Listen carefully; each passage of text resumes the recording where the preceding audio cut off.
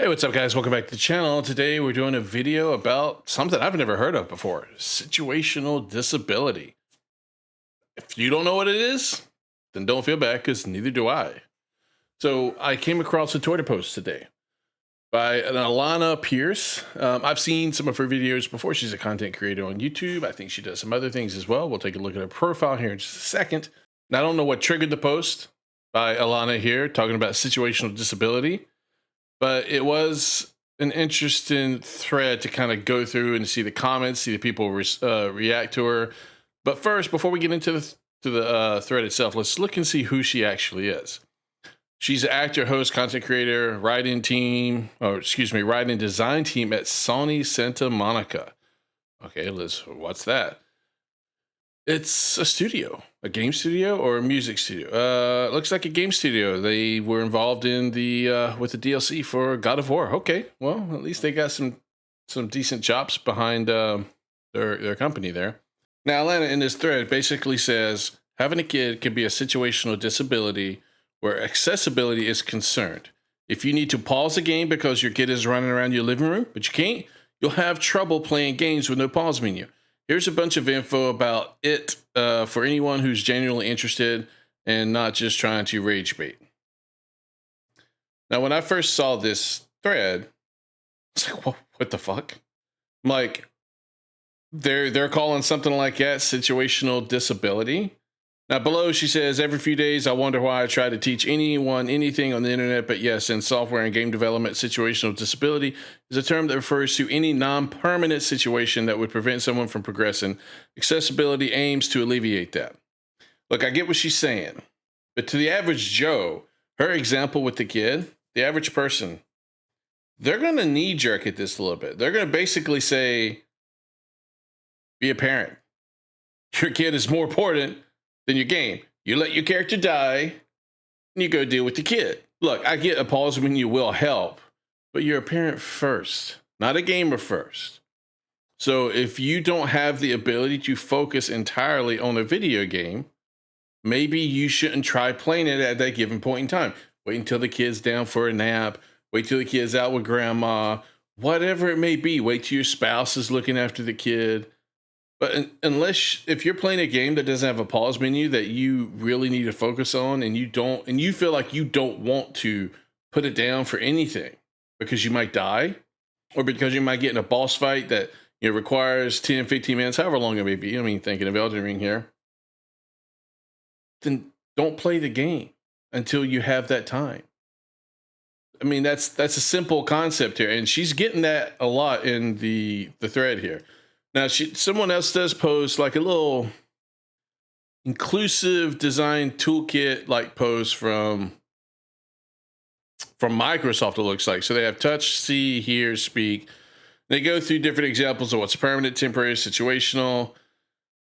Honestly, I think some of this is just a lot of BS. I really do. I think it's someone wants, they're trying to have a job. They try to make themselves important, and they try to make themselves feel like they're needed or required so they can continue to get paid.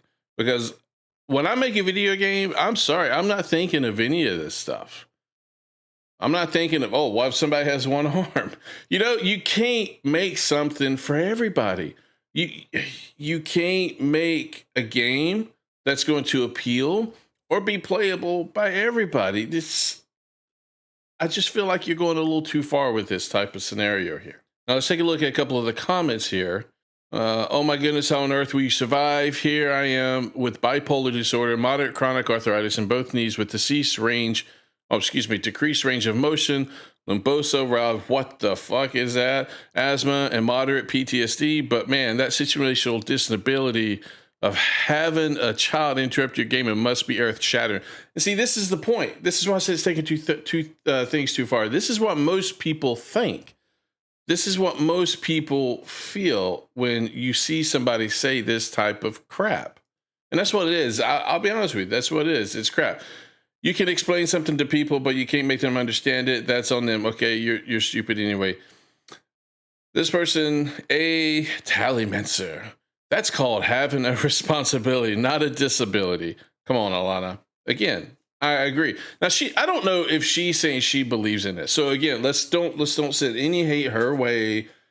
She may just be trying to educate and say, hey, this does exist in the field. She may not, she hasn't come out in this Twitter thread and said, hey, I support it. The things I've seen is like her response here. Alas, this is factually wrong. Where is it at? Where's it at? Yeah, it's effectively the standard for accessibility development and design, and certainly isn't a new term. So I don't know if she supports it. She probably does, to be honest with you, but I'm speculating. I don't want to speak for her directly, but most normal people, no, this is just BS to them. All right, so look, for all you guys out there, for myself, for anybody else who plays games, obviously a pause menu would help. But just the way they're trying to call it a disability, not everybody needs a disability. Not everybody needs to be special or oppressed or a victim. To me, that's what this feels like. It feels like you're trying to come up with some excuse to say, oh, I'm disabled. Now, I'm not saying that individual people are playing games saying this. This sounds like it's coming from the dev side, and they're saying this is a disability they have to take into account. I don't know why. I don't know how they take this into account. If because not many games have a pause menu that I've played lately that stop the whole game. So I don't know. I don't know where this is. I've never heard of this before. That's all I can say. It's weird. It's mind-boggling. Creating an intersectionality term for the fact that your responsibilities come before your leisure is pretty much peak privileged white woman. Everyone else in the game needs to pack it in. It will never get more stunningly first world out of touch than this. I don't know if I would be as aggressive with his response there, but I mean, that's pretty much it. That's what most normal people would think. People who are not on Twitter all the time. Should not use the word disability for that then. No, I'm sorry. I think that's not really a disability. It's more of a complex situation. This is coming from a leftist like myself. Okay. I did save a couple of spots here. Let's take a look at these bookmarks. These posts I actually bookmarked.